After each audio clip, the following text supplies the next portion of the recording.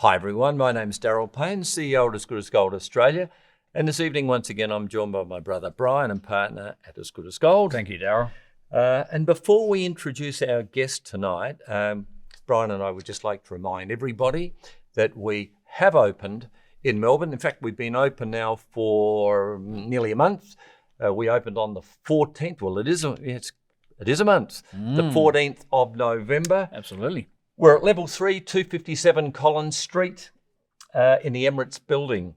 And our contact number is 1300 295 833. And we've got lots of stock, which is a big plus.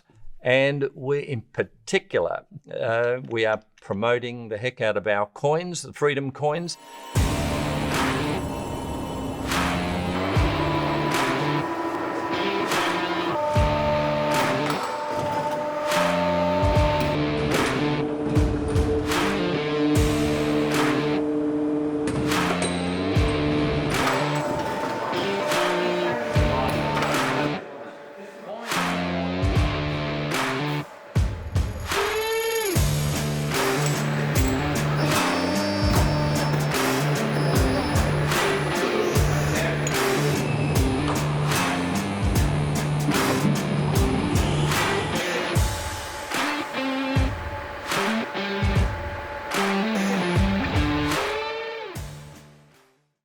And thank heaven someone's promoting freedom, because we've got to recognise that freedom isn't free. It doesn't come free. No. You've got to work hard for it.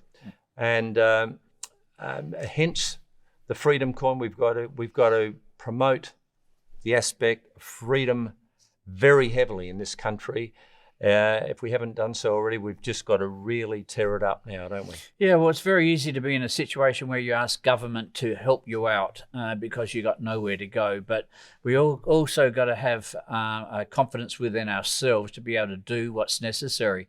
And even though you might have to start again, you have to start again. But asking the government to help you out is a continual pain in the neck, because they never stop building their own government resources up, so you pay them in the end, at the end of the day. Yeah. The reminder is on the coin, isn't it? Freedom is only acquired through the constant pursuit and unrelenting struggle to reach it. Let's never forget that. But hey, once again, we're open for business, and we look forward to connecting with all of you. Okay, now it's time to introduce our guest again this evening. And guess what? This is the last interview for the year. Yep, 2 weeks before Christmas. Yep. But how lucky can we be? Because we've got advisor to As Good as Gold Australia, of course, Alasdair Macleod. Good evening, Alasdair. Good evening. Good evening to you both. Yes, well, it is. It is. And I must admit, I'm really looking forward to the next couple of weeks ahead. Really am. But I'm really looking forward to this interview as well. And Absolutely. It's a subject that CBDCs, and I know it's an interesting subject for you too, as Alasdair. But I know there's a lot happening in the world at the moment. And, with so much going on, it's very easy to overlook certain projects that could be introduced. And this was one that I thought was seriously worth mentioning.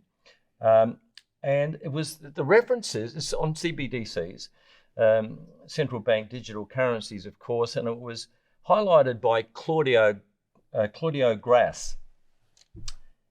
And I'm going to read it word for word, not his whole presentation, but I've selected sections from it that I think are really important. And Claudio says this: in mid-November, while the whole world was focused on the Ukraine crisis, the US midterms, or whatever other big story the media decided was more important, a truly momentous shift took place in the global financial system. Reuters reported on the 15th of November, global banking giants are starting a 12-week digital dollar pilot with the Federal Reserve Bank of New York. Citigroup, HSBC Holdings, Mastercard Inc, and Wells Fargo and Company are participating in the experiment alongside the New York Fed's Innovation Center. The project, which is called the Regulated Liability Network, will be conducted in a test environment and use simulated data, the New York Fed said. The pilot will test how banks using digital dollar tokens in a common database can help speed up payments. That's all they want to do. Okay. There was no mainstream media discussion or debate about what this means or about how it can affect the average citizen. What we've got to keep in mind here is really important. Whoever controls the money controls everything. And the rise of CBDCs threatens to make that control absolute. To most citizens, savers and taxpayers, the transition to a digital dollar might seem harmless or even beneficial, given that the majority of the population today associates digitalisation with convenience and speed.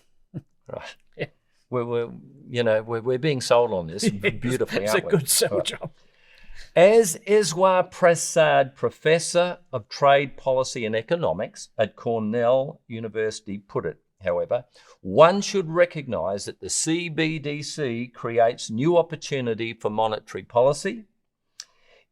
If we all had CBDC accounts instead of cash, in principle it might be possible to implement negative interest rates simply by shrinking balances in CBDC accounts. It will become a lot easier to undertake helicopter drops of money. If everybody had a CBDC account, you could easily increase the balance in those accounts. What this essentially means is that any choice that remains and any degree of financial sovereignty that is left in the present system could easily be wiped out by CBDCs. And it's not only financial freedom that's at stake. This is really concerning.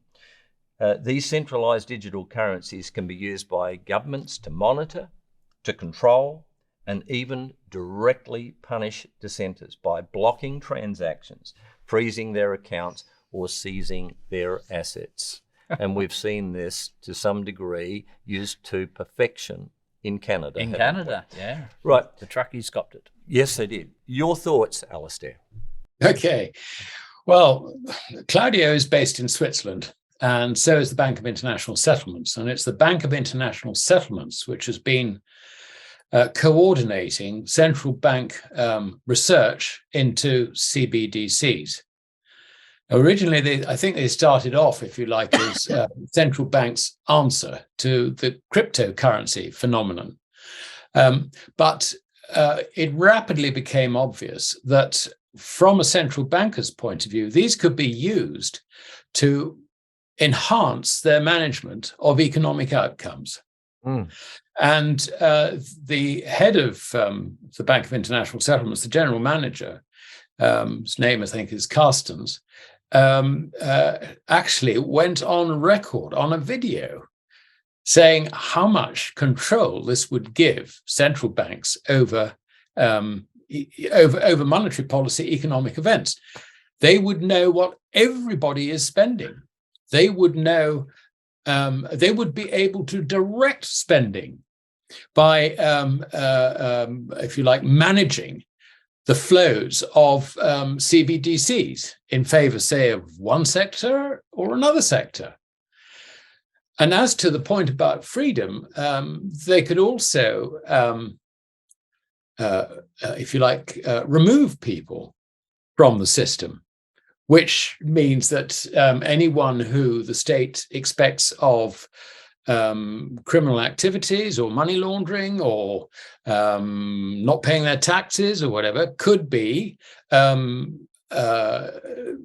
have currency withheld from them, CBDC currency withheld from them without a court order or anything like that, just at the stroke of a pen. So as to your point, you're talking about freedom earlier, that's where this really comes in. Put on top of that, I think a growing realization in both the Bank of International Settlements and also in the central banks that the current system bears enormous risks. And this is sort of, people talk about a general reset without really knowing what it is. There's some sort of vague feeling behind that the current system isn't working and we need a new system. So that, again, I think promotes the concept of a CBDC. I would make two comments on that. Well, at least two. The first one is that effectively what the central bank is doing is it's treading on the toes of the commercial banking system. It's the commercial banking system that produces the credit, which we use for the vast bulk of our transactions. So really, a CBDC seeks to replace that, so that banks like joint stock banks, normal retail banking, and all the rest of it, that would fall by the wayside. So it's not just a question of CBDCs replacing cash. I mean, that certainly would be an objective of it, I would guess. But more importantly, it replaces commercial bank credit, which is the vast bulk of the credit we have circulating in the economy. There are two basic points other than that. The first is that when it comes to implementing such a system, for it to go, say, nationwide, if I can use that phrase, requires an awful lot of testing. And it also requires legislation. It requires committees making decisions, which inevitably is a very slow process. So this is not something that's going to be, is immediate solution to our current problems. I think we've got to dismiss that idea completely.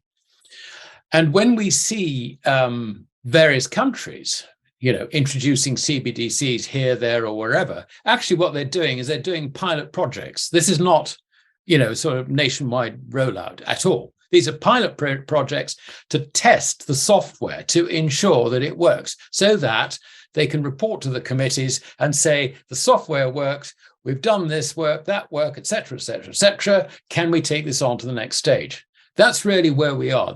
We're not yet anywhere near CBDCs. Now, the other thing that I think puts the kibosh on it is we mustn't underestimate the influence of the commercial banks who are going to be disadvantaged by this. They walk quite a fine line because their licenses are granted by government, so they don't go, run out and criticize government. They don't really express any opinions on anything unless they really are forced to. And it's interesting, you referred in Claudia's note to this new project in America, which involves Citibank, Bank of America, Mastercard, whatever. But what's interesting is the absence of other banks. I mean, if this was serious, I would think that JP Morgan Chase would be in there, but no sign of that at all. So to me, that I think raises another question. If, and I think this is pretty certain, if enabling legislation is required in America for the Fed to introduce a CBDC, then that would have to be passed by Congress.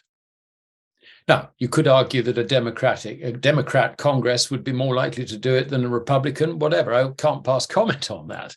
But the one thing I do know is that virtually every senator, virtually every congressman relies to a greater or lesser extent on banks to finance their election campaigns.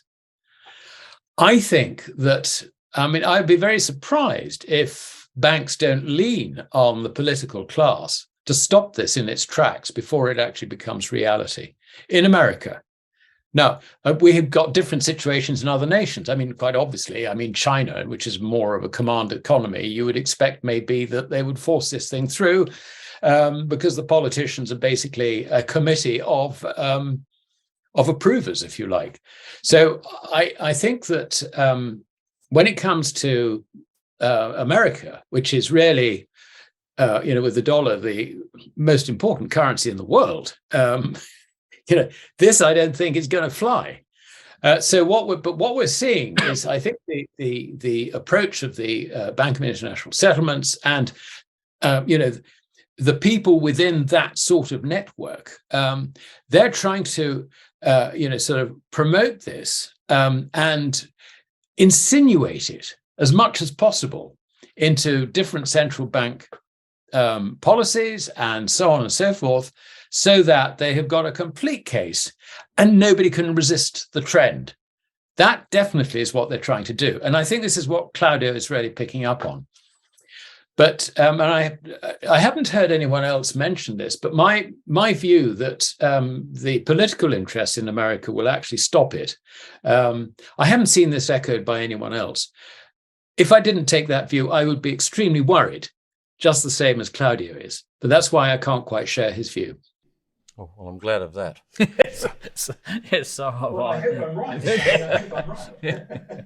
Because it would be a very scary thought. But nothing surprises these days. I mean, it's just one step at a time, isn't it, to gain more and more control. Yeah, exactly correct. Yeah. All righty. Look, All right. I can breathe again. You can breathe again. For the moment. Yeah, exactly right. Keep watching. Let's look at 2023.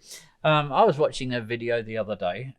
In fact, it was I believe he's a friend of yours, Alasdair, Andrew Maguire. He was stating that we should be buying precious metals before the 27th of December this year. Is this date important, or could you explain why, what he's on about? Well, Andrew's, he's really got his finger on the trading pulse, so he would know better than me. I haven't seen the video, but I suspect that what he's talking about is the options, if you like, that come due at the year end, because if you think about it, a bullion bank which reports on a calendar year end, probably at the beginning of the year or in the first quarter, will take out protection against gold price moving one way or the other, beyond a level which might actually threaten the bullion banking department's viability. So those options will expire. The effect of that is going to be interesting, because presumably they will be novated into a new set. But I think perhaps, without having seen what Andrew's saying, we've ended the year with the gold price more or less where it was at the start of the year. So I think that gives us a little bit of a steer as to where these options lie. So we could get quite a bit of volatility on the 27th or just ahead of it, as various interests try to move the bullion price or move the paper price to suit their books. So I can only assume that that's what Andrew is talking about. I think they're probably more interesting things if we concentrate more on the physical market rather than the paper market. I wouldn't belittle the influence of the paper market, because the paper market is the dog wagging the tail, if I can adopt the phrase. But at some stage that's going to change. But I obviously follow the paper markets, and, looking at COMEX, the level of open interest is extremely low, which tells me that the market is actually pretty oversold. I know the gold price has risen from 1620 to the current level, which is 1790 as we speak.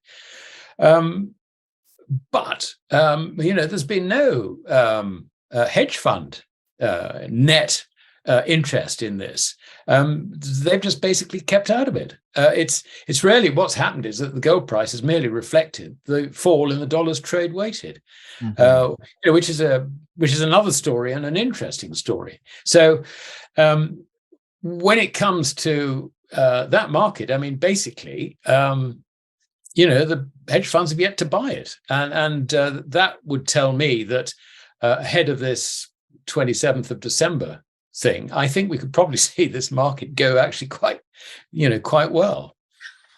Well, that's certainly a positive sign. Well, my next question, it does involve physical, but it's the physical silver. So I took an interest in this because the article is about India importing tons of silver.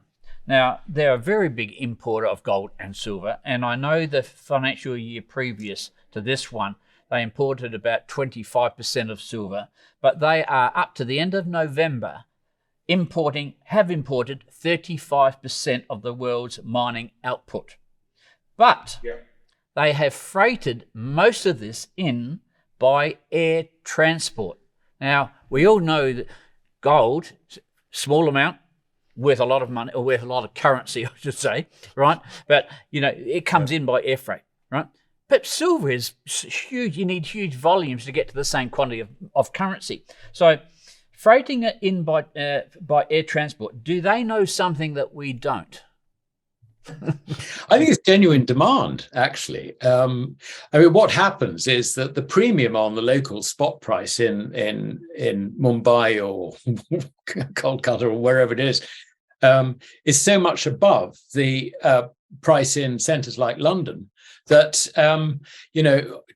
to affect the arbitrage, dealers will basically just air freight it because the premium is so high. That's why they're not sort of shipping it round through the Suez Canal and to India, which takes 2 weeks, I guess, something like that, from London. So, it's really a reflection of that enormous premium, local premium. And that's purely down to demand. I mean, you could say it's Diwali and all the rest of it, and I'm sure that's a large part of it. But it's interesting that the ordinary Indian is really, going very, very strongly into precious metals, and particularly silver.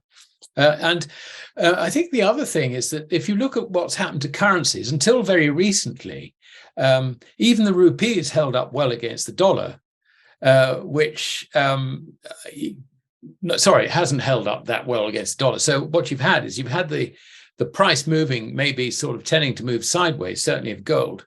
But you can see the way silver's been behaving, that anyone who's looking at this and thinking, well, I want to get some silver at some stage, would be beginning to think, I better get it now. It's really been a very, very strong performance in that way. So I think that could well be part of it. But as to, there may be industrial demand. But I really don't see that India is really placing too much emphasis on solar panels and all this sort of stuff. I mean, the electronics industry, yes. And so it's going to be part of it. But I think these huge premiums are really being driven by pure local demand, which is very interesting. And it's just adding to the problems. I mean, as you said, Brian, we're looking at something like 35% of global mine output. I mean, this is huge, absolutely huge. And there is really very little liquidity. Interestingly, the swing factor in this is ETFs, and the same with gold. I think that the bullion banks must be hoping that they can dislodge some ETF physical in order to get some liquidity back into the market. And I have no doubt that some of the authorized participants, as they're called in the SLB prospectus, have been shorting SLV, delivering shares which they've borrowed from someone else in order to get hold of physical. So that has the effect of accentuating any squeeze, if you like, on the market. If you can't shake out the holders of SLV and GLD. So it's, that could be another interesting factor in the coming months.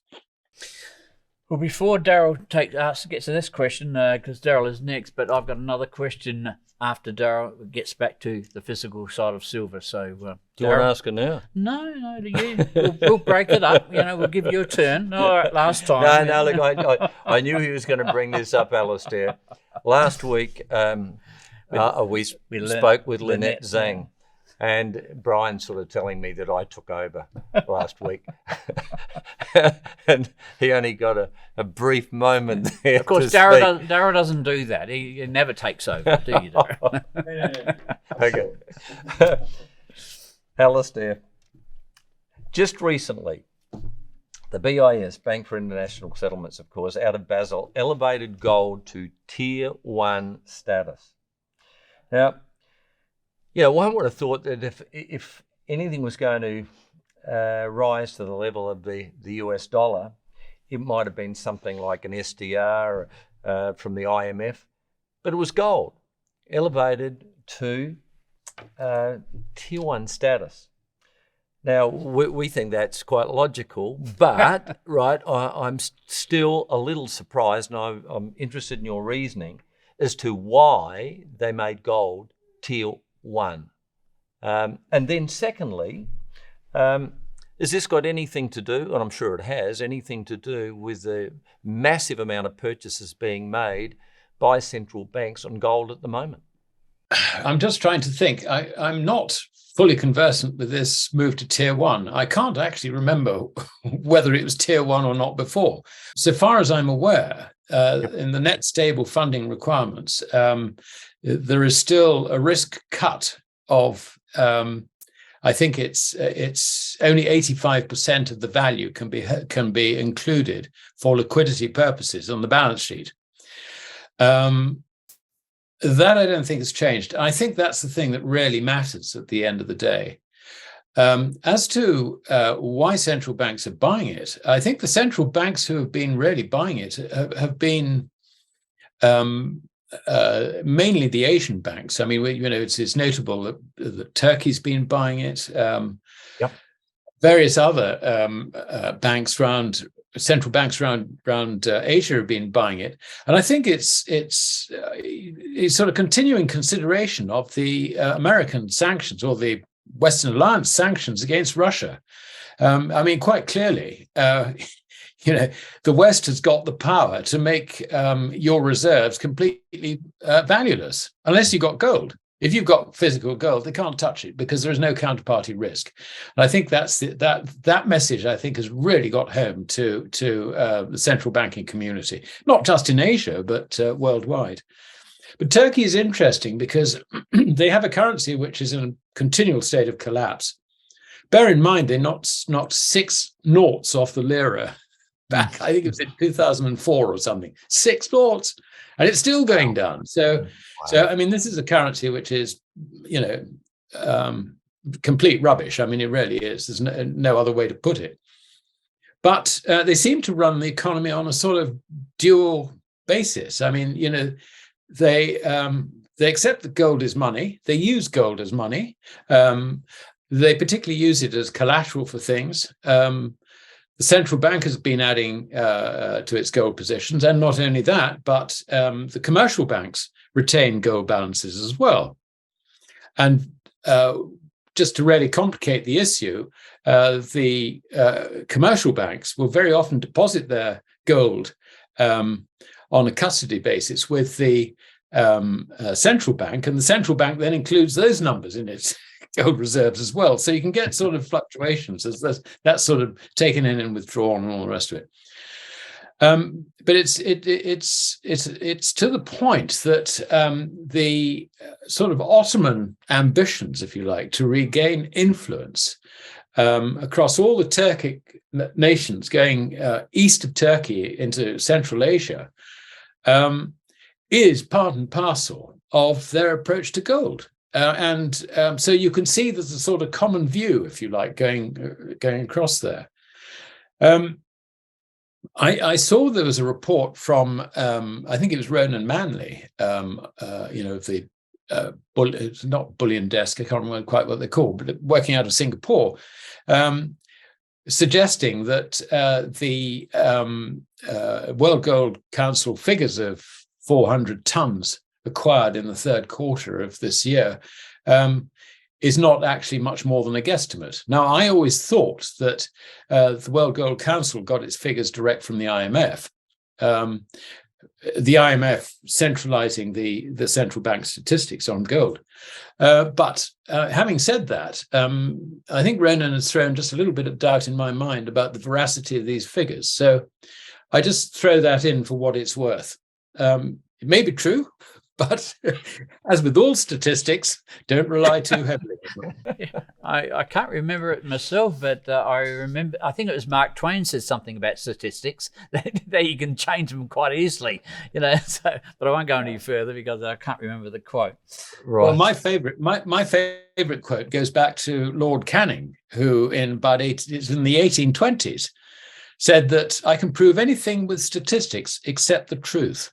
Now, this is before we had the current plethora of statistics being churned out by computers and all the rest of it. Even then, he recognized the value of statistics to a politician. Yeah. Yeah, the politicians really get involved, don't they? Alasdair, back to silver and back to the physical. Mined silver out of the ground has been approximately 800 million ounces for the last few years now. 2 years ago, we had a shortfall of supply of 50 million ounces.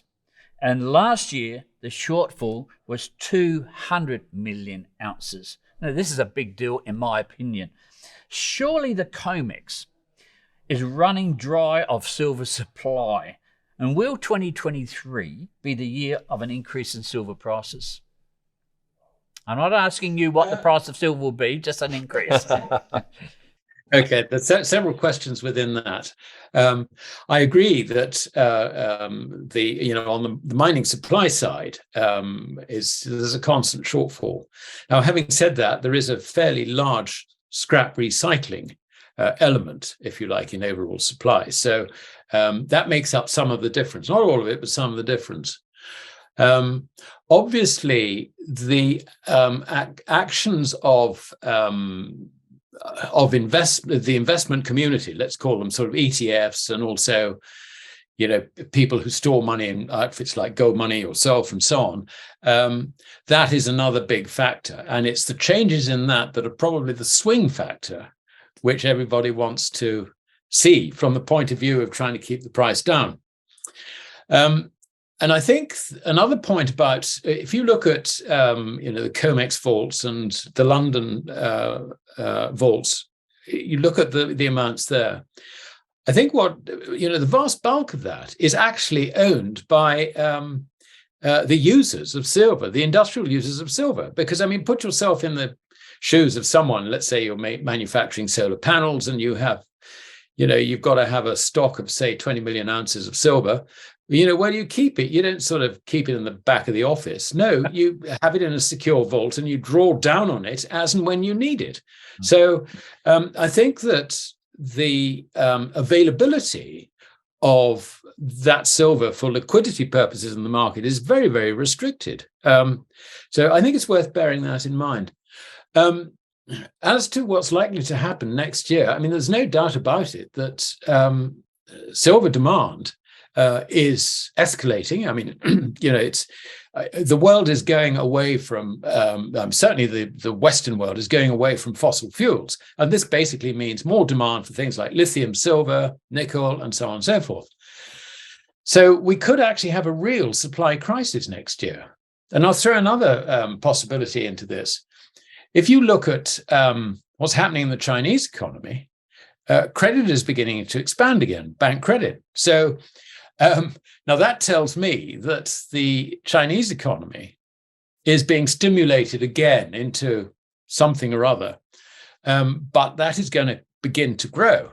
Now, why does that matter as far as silver is concerned? Well, as far as silver is concerned, it is a feedstock into so many of the products that China makes and exports or China uses domestically. So I can see industrial demand for silver being revised upwards next year as well.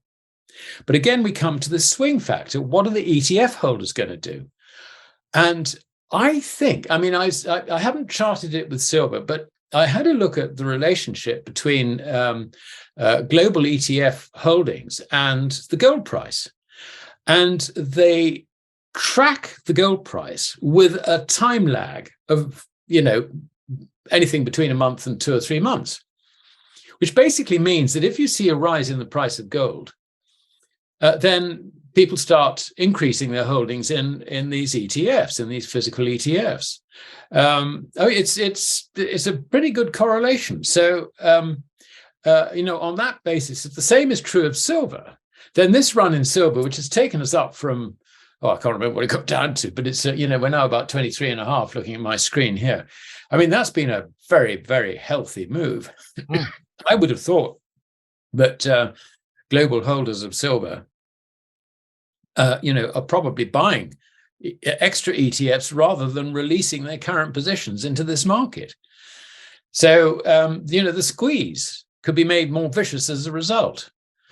And of course, the real silver bulls sort of thing, they keep on asking the question, we saw what happened to nickel last year. Is it going to happen to silver? Well, I wouldn't rule it out, but I'm not, this, we can see, we can at least envisage, a physical market which could get into some sort of supply crisis given the way demand is going.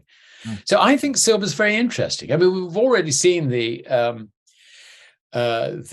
gold silver ratio dropping. It was up at 87 not so long ago. We're now down to what, 77, 76? Yep. It's going the right way. Let's put it that way. It's bullish. I mean, if I can use crude investment language. Well, from a bullion company like ourselves, I mean, I can only talk about our growth. But 5 years ago, I was reading articles that silver was investment silver. Whether you call it investment, I don't call it investment. I call it protection. But bottom line was, silver was around about 12% of the market, right, for investment purposes. But now it's 25%, 25%. That's only in the last 5 years. So. If and if India's pouring it in, and other countries are obviously we're $200 million less than what we were, than what we mined out of the ground, something's got to give, the way I see it.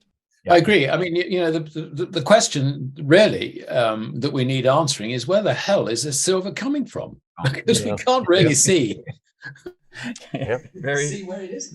It seems to me that they can't get any more than 800 million ounces out of the ground. And I know from, I dabble into mining shares just a little bit, gold and silver, and it takes an average of about 13 years to get a silver mine up and running from the time they discover to because there's a lot that goes into a silver mine, more so than a gold mine. So it's, that's a long time to wait if you discover silver. Yeah. Alasdair, here at As Good as Gold Australia, we answer the question, how much should you own? We're talking about precious metals here. And the answer has always been, and it comes from Egon von Grass, it started, right? But the answer is always, whatever you cannot afford to lose. And what we mean by that is, there are decisions you have to make in life, business decisions, at where to invest any excess capital. Right? Hopefully you have some excess capital. Otherwise, you better look at your budgets again. But whatever you can't afford to lose should be in precious metals, which means to me that you have it in precious metals for the day you decide you want to invest in something different. Might be a business, might be a stock, might be land, whatever the case may be. But always have it in precious metals. Because I have a look at, we've discussed real estate before, the simple interest in using 22 years of growth in the gold market. As in Australian dollars, it's up 650%, right? And if you look at that, always averages between 25 to 27% per year on simple interest terms. But this last year, other investments are down by 10 to 15%, but gold in Australia is up 5.5%. Now, by my calculations, if you hold currencies in a bank at 3 to 4% interest, and that means you are losing 10 to 12% because inflation is not 6%, but more like 16%. So you can't look at inflation at 6% because they take out food, energy, and real estate out of the inflation figures. Well, you can't live without food and energy, and you can't live without a food overhead. So if you are losing money with cash in a bank account of up to 10% a year, do you agree with me that in this environment, through high inflation, that everybody should own as much as they can? Your feeling? Yes. I think I'd put it slightly differently. You should just try and sort of work out for yourself the likelihood that the fiat currency system is in mortal danger, if you like. That should set your preferences, I think, in terms of where you allocate your cash liquidity. I mean, you're right to point out that in effect, which is what you were saying, is that the point about having, whether it's gold or cash or whatever, is a temporary ownership of liquidity, which you will convert into real assets or spending or whatever it might be. It's not something that is necessarily hoarded. But in these extraordinary times, gold and silver is being hoarded. You could say, actually, that gold and silver is always hoarded in the sense that Gresham's law says that it's the superior form of money. Well, it's the only form of money, as we know. And what you do is you spend your credit instead. So you hang on to the money, but you spend your credit. But it's really the level of the hoarding, if you like, of gold and silver that we're talking about. And it's my view, and it's a researched view. It is a thought out view. The whole of the global fiat currency system has enormous challenges ahead of it, which are likely to destabilize it. Now, under those circumstances, I would own as much gold and silver as I could afford. And bearing in mind that it's also liquidity. So when, if I have an unexpected call on my resources, I don't have to go to the bank and say, can I have a loan, please? Or I don't have to draw down my credit cards because I've got a store of gold and silver, which I can liquidate in order to cover those unexpected demands on placed on me, whether it's by the tax man or whatever it might be. So it is essentially, if you like, that form of saving. Now, a lot of people will turn around and say, well, yeah, it's all very well saying saving, but it doesn't pay you any interest. Now, this is actually quite a intellectual hurdle for people to get round. The reason it doesn't pay any interest is because you should be comparing it to, folding notes. That doesn't pay any interest either. No. You can, if you wish, lend your gold to someone else for interest. The interest that you get in it will be a lot less, or should be under normal circumstances, a lot less than you would get by lending an equivalent value of currency. But that is a reflection, if you like, of the stability of the purchasing power of physical gold, physical silver, compared with central bank or bank credit. So, the interest rate argument actually, when you look at it, doesn't actually cut any ice at all. No. And I would add to that also that in the 1970s, when Nixon stopped the Bretton Woods Agreement, around about that time, Fed funds rate fluctuated between 3.3 and 5.6%. After it happened, I don't know, sort of the Fed managing interest rates, they took the Fed funds rate down to 3.3%. At the end of that decade, we saw the gold price rise from, it had been revalued to $42 an ounce, 42.22. We saw a gold fix in, I think it was January 1981, of $850 an ounce. At the same time, the Fed funds rate had risen to 14%. So the idea that interest rates, work against gold is plainly rubbish. I think it does in an environment where, if you like, the sort of the people dealing in the investment community take the view that inflation isn't a problem, or it's not a problem that they should regard as anything more than temporary. In which case they will look at the interest rate that you lose by holding on to a gold position. But as soon as you actually realize that inflation is a problem, then your attitude must change. So I think what we can conclude from that is that financial markets do not actually take the inflation problem seriously at all. And that is an interesting conclusion, because at some stage, I think they will. And then the whole relationship between currencies and gold will actually change quite sharply. You'll find that we'll be back, at the very least, looking at the 70s situation where even though you got a rise of multiples of the Fed funds rate, gold price still went up. So, so as to your question, I mean, it's for every individual to make up their own mind about how much gold or silver they should have. But I would also add to that legally gold is money, so is silver.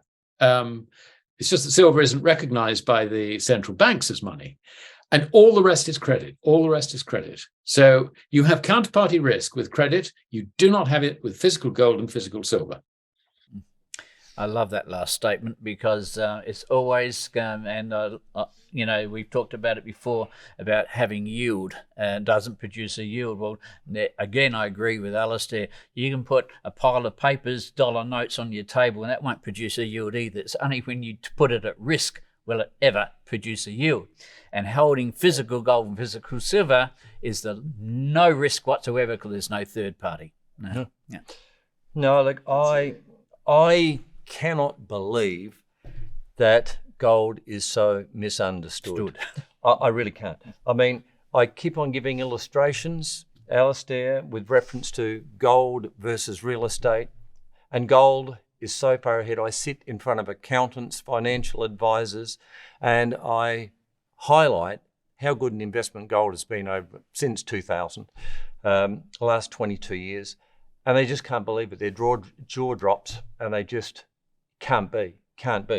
And yet, a sale of a house came up the other day close to me, and I had to document this because once again, it's just a beautiful illustration of how good gold is when one compares it to property. And I'd just like to give the illustration. There was a house purchased in the local area in 2010 for $900,000.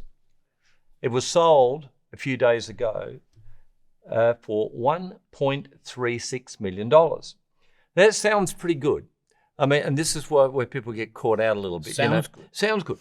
Wow, 1.36, I only paid $900,000 for it 12 years ago. That's a 50% gain. It's 4% a year, simple interest, 4% per year. But one overlooks the outgoings. This is never ever promoted, but one overlooks the outgoings. Stamp duty, about $40,000 on that property. Council rates, $2,000 a year, $24,000. Maintenance and renos, about $100,000. This home is right over the water, so it cops a lot of salt, a lot of maintenance. Total $165,000. That's with those costs, about a 30% gain or 2.5% interest per year. Now, you versus gold. Let's have a look at gold for a moment. Gold at 2010, any graph will tell you this, it's $1,230 an ounce, Aussie. 2022, now, today, $2,643. That's 115% gain or 9.5% per year, simple interest. And guess what? No outgoings. None. No.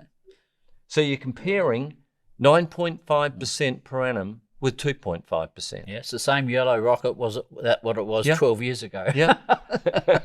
Now, I mean, this is outstanding. And I mean, I'm the beneficiary of this, and so is Brian, because we just keep on injecting our cash into gold and silver, of course. Your final comments there, if you could, Alasdair. You're absolutely right. I think there are two things that I would add to that. The one is that you have not included the use value of the property in this. Now, what one would normally do is you would say, well, what would you rent out that house for? What would it earn? So that would be, if you like, its earnings. So that you should, I think, also include as part of the overall return. And I do in another presentation, don't I? You do. Yeah. Yeah, I don't know how that would affect your conclusion. Probably not at all. But there is another aspect, and that is that you can do this maintenance so long as you can afford it. If you find you can't afford it, then your property really starts deteriorating. Sure, absolutely. And this is why, in a sound money environment, properties, had a sort of, you amortize them over time, maybe 50 years. You weren't saying, you didn't buy the property because it was going to go up. You bought it to use or to, rent out or whatever it might be, but you would amortize the value of that. Now, I'm not talking this is a tax fiddle or anything to do with that. I'm talking about, realistic accounting. And as to the point about when paper currency goes eventually, what happened to property prices in places like Germany is they just completely collapsed. They became completely valueless because nobody could afford to maintain properties. And the result was that the letting market, it just disintegrated. So there was no basis for valuing property, which has got to be, what could you let it out for? That's the basis at the end of the day. Because the rental, you had a situation where you'd fix the rental, let's say, for a year or for 2 years or whatever time period. But the costs of maintaining the property were day to day to day to day. So, if you had, a problem with your roof, you had to spend the money to fix it. Meanwhile, the value of your rent was going down along with the purchasing power of the currency. So before very long, what you were getting out of the property was considerably less than what you had to pay. And so this was really why property in Germany in 1923 really became pretty much valueless. I've told the other story that, $100 could buy you a 6-bedroom house in a swanky part of Berlin. And also anecdotally, foreign students out of their foreign allowance, paid by mum and dad, were able to buy whole streets of houses. That's why. This is what happens to property in those extreme circumstances. Yeah. So I think in normal times, you would expect to see at least some sort of real income on your property, but and if you're occupying it, then that, if you like, is the way you judge your use value. It's what you're giving up in terms of rent to get use out of the property. But I did a similar calculation to you, Darryl, on London property prices, and I found that once you adjusted it for the price of gold, actually, the property prices hadn't really gone up that much. Now, admittedly, you could gear your returns on a London property, like, take out a 90% mortgage. It means you only put 10% down, and before very long, you've made a few million. But putting that to one side, property prices don't actually move that much differently from gold, and it's all part of the big scene. I've said to you guys before that Diocletian set prices in stone. Nearly 2,000 years ago or 1,800 years ago. And guess what? Quite a lot of those prices are similar to where they are today, measured in gold. So over long periods of time, gold retains its purchasing power. Paper currencies continually lose it. And as to what you were saying about getting this message over to accountants, accountants only run accounts, and the whole of sort of audit regulation, all the rest of it is all based on paper currencies, where the assumption is there is no change in the value of that currency from one year to another. Completely false assumption. Therefore, they're not conditioned to understand the argument that you were trying to present to them. That's right. So glad we connected with Peter Daniels 30 years ago. Educated saving in gold manner. and silver for 25 years, 27 years now. Yeah. Charlie Jones, a number of years ago, and we've mentioned him numerous times before, Brian, Charlie Jones would say in 10 years' time, you're going to be in exactly the same position apart from two things: people you meet and the books you read. And, we've been fortunate enough, of course, Brian and myself, to meet and connect with people like yourself, Alasdair, and we thank you very much for the support you continue to give to this channel. And we look forward to a very long-term relationship. Jim Sinclair, I've got to mention Jim Sinclair, become your own central bank. I keep drumming it. Someone kept drumming it into me. It gets more important year by year, doesn't it? it? And we talk with Bill Holter, his partner, on a regular basis. Hey, if it's good enough for central banks, why not us? And we know why central banks own gold. So give them power, give them influence, give their currency value. So Peter Daniels, of course, Brian, I do not care what poorly executed economic decisions are made in the world tonight. Tomorrow I'll still be able to party. Why? Because he has reserves. He has reserves in gold. So he's educated his family, his children, their children, so his grandchildren, and so he's created a dynasty. That it's education, so that when Peter passes, his family will have benefited from his education, and so it will continue down the line. Egon von Greyerz, and we've mentioned Egon tonight, of course. Yes, we have. Well, what does he say, Brian, when it comes to precious metals? Again, I'll reiterate, how much do we own? Well, or how much should we have? And it's whatever you cannot afford to lose. And I've stuck with that principle for many, many years. You know? So that's exactly how we think about it. Because at the end of the day, as Alasdair has just said, gold and silver is money. And money is what you invest in when you have a better investment than what your gold is doing. Right? Now, it's a rare thing, but that's when you use your gold and silver. Yeah. Right? Alasdair, thank you so much for your contribution for this full year, 2022. Really appreciative. We look forward to connecting again next year. We also like to thank our viewers and subscribers for their full support. We constantly get a lot of people watching this channel, and we love your support. Stay well. Until next year, stay well, stay focused, and goodbye for now. Goodbye for now.